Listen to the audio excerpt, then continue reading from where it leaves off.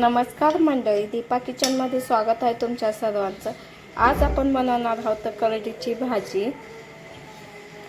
करडीच्या भाजीमध्ये fibre, iron, antioxidant, magnesium, calcium ही घटक आहेत। करडीच्या भाजीत पौष्टिक घटक आहेत, म्हणून नक्की बनवून खा। ही भाजी नुसती थंडीच्या दिवसात भेटते, म्हणून नक्की आवर्जून खावा ही भाजी। आणि थंडीच्या दिवसात भाजी खाल्ल्याने शरीराला मानते ही भाजी आपल्या। चला तर मग न उशीर करता आपण रेसिपीसाठी सुरुवात करूया। बाजारातनं फ्रेश करडी आणलेली आहे। आज आपण बनवणार आहोत करडीची भाजी। करडीची भाजी कशी करायची मी हा व्हिडिओ सांगणार आहे तुम्हाला। सगळ्यात आधी आपण करडी निसून घेऊया।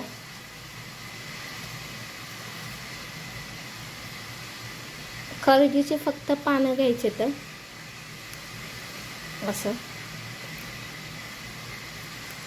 काड्या घ्यायच्यात नाहीत आपल्याला, नुसतं पानं घ्यायचे तर करडीचे।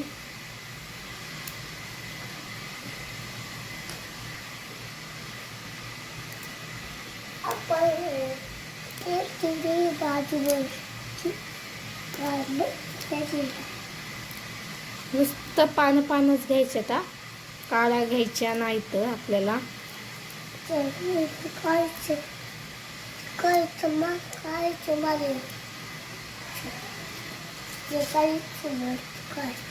बघा भाजी किती फ्रेश आहे।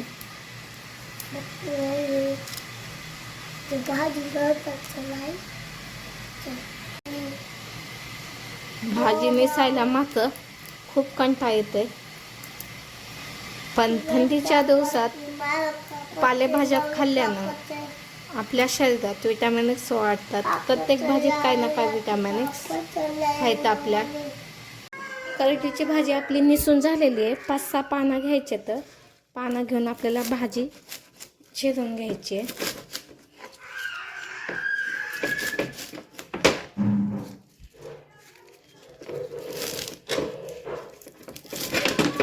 अशा पद्धतीत भाजी चिरून घ्यायची आहे। अशा प्रकारे आपली सगळी भाजी चिरून झालेली आहे। पाणी गरम झाल्यानंतर जी भाजी आपण चिरून घेतली होती ती टाकायची भाजी पाण्यात।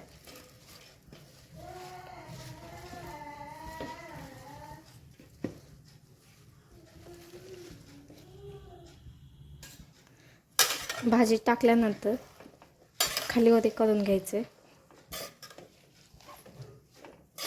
2 मिनिटं भाजी पाण्यात शिजून घ्यायचे आपल्याला।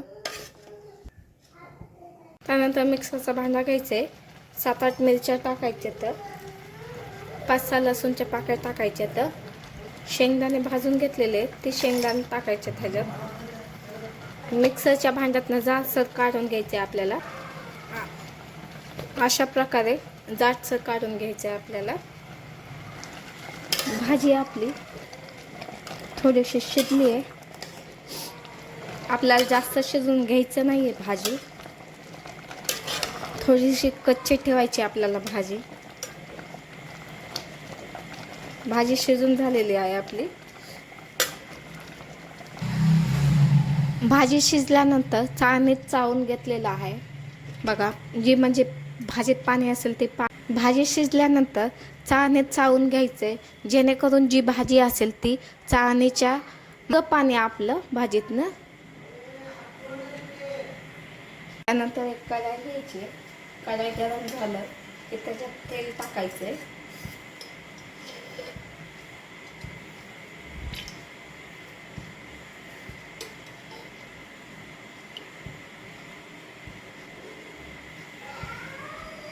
तेल गरम झालं की जिरा टाकायचं। त्यानंतर जी मिक्सरमधनं काढून घेतलं होतं ती टाकायचं।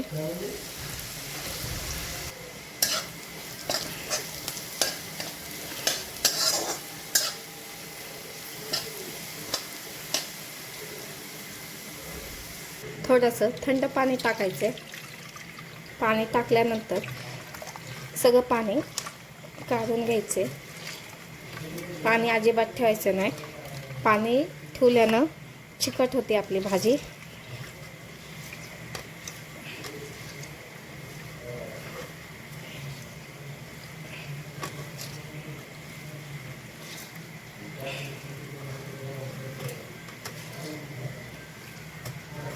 थंड पाणी टाकल्यानं काय होतंय की भाजी अजिबात असं चिपकून राहत नाही, लगेच मोकळी होती भाजी. हे बघा बघा किती लगेच भाजी आपली मोकळी झाली बघा.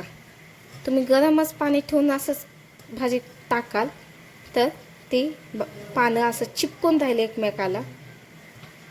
थंड पाणी टाकून जरा असं पिळून घेतलं की सुटसुटीत होते भाजी. नंतर जी भाजी आपण पिळून घेतल्या पाण्यातनं ती टाकायची ह्याच्यात.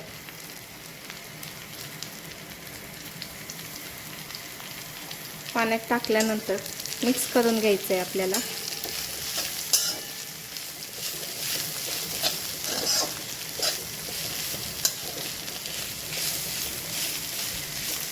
मीठ टाकायचं आहे चवीनुसार. मीठ टाकल्यानंतर मिक्स करून घ्यायचं आहे आपल्याला.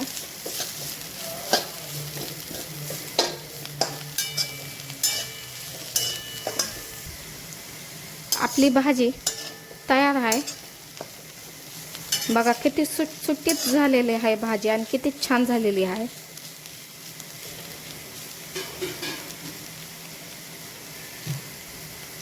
आपली भाजी तयार आहे. माझा व्हिडिओ आवडला तर माझ्या चॅनलला शेअर, लाईक, सबस्क्राईब करायला विसरू नका.